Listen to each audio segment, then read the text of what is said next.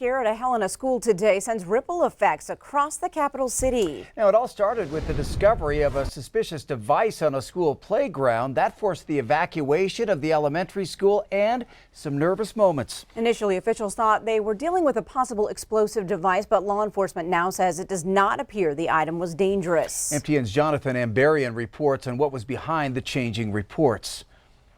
By Tuesday afternoon, things were back to normal at Helena's Rossiter Elementary School.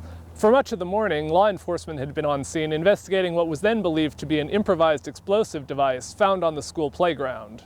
But at an afternoon news conference, Lewis and Clark County Sheriff Leo Dutton said it appears the item was not an explosive.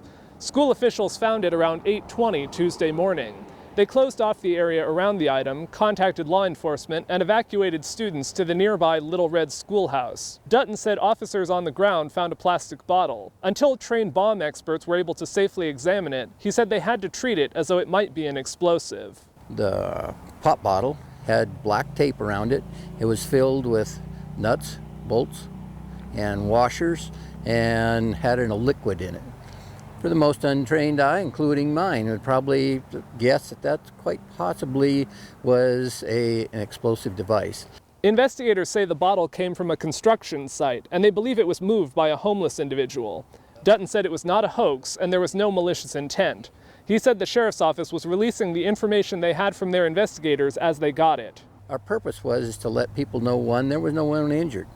Then it was told that it did explode. Still, there was no one injured. The kids were safe. That's what I needed to get out to the public. That's why we reported the information we had. While this turned out not to be an explosive, Dutton said the school reacted correctly, and his office treats every case like this seriously. We will take it on face value every time and treat it accordingly that it is some kind of exploding device. In Helena, Jonathan Ambarian, MTN News. Thanks, Jonathan. And school is expected to resume tomorrow with normal activities.